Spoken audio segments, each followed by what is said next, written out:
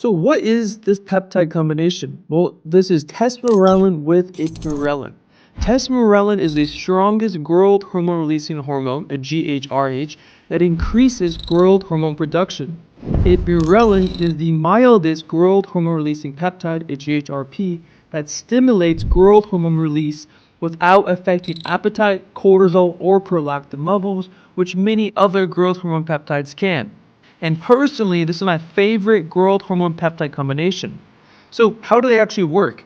Well, tesamorelin binds to GHR receptors in the pituitary gland that allows the production of growth hormone. Ipamorelin mimics ghrelin by binding to GHSR receptors that inhibit somatostatin, which somatostatin suppresses GH, or growth hormone.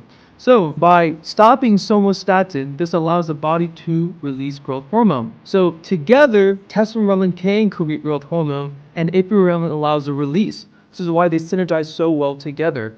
So now let's go into the dosing and cycling. And from my research, for tesamorelin, I've seen anywhere from 500 to 2,000 micrograms per dose. For ipamorelin, I've seen anywhere from 100 to 500 micrograms per dose. And when it comes to cycling, I've seen anywhere from 1 to 7 times weekly to 4 to 8 weeks on and 4 to 8 weeks off. As well, I've seen multiple doses given daily if someone is an extreme athlete or is a bodybuilder. Personally, I like to stick to 1 injection or 1 dose per day maximum, but that's just my research that I've seen in the field. And it's important to note that carbohydrates and fatty acids can stop the growth hormone release, meaning that it's important to take this combination either 30 minutes before eating or 2 hours after eating. And now I want to briefly touch on some important cautions and counterindications. The first caution is that this can cause water retention, increase in hunger, it can affect blood sugar. In rare individuals, I've seen joint discomfort. But for the counterindications, my research, any individual with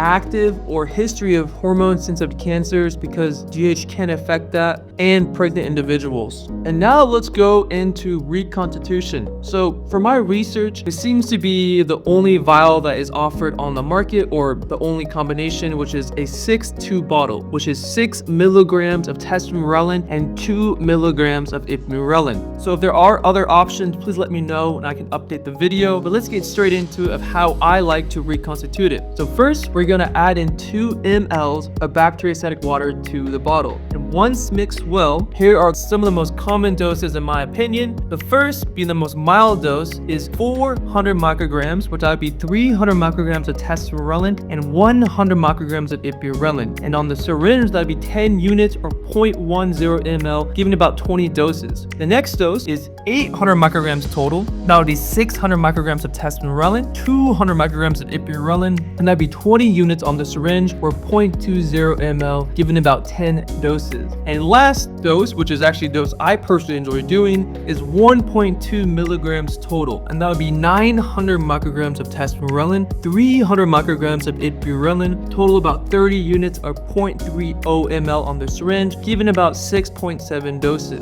And then here are some other options if you want more experimentation. First would be 200 micrograms, but that'd be 150 of tesamorelin and 50 of ipamorelin, that'd be 5 units. Next would be 600 micrograms total, that'd be 450 of tesamorelin and 150 of ipamorelin. Next would be 1 milligram total, and that'd be 750 micrograms of tesamorelin and 250 micrograms of ipamorelin, that'd be 25 units. Then we have 1.4 milligrams.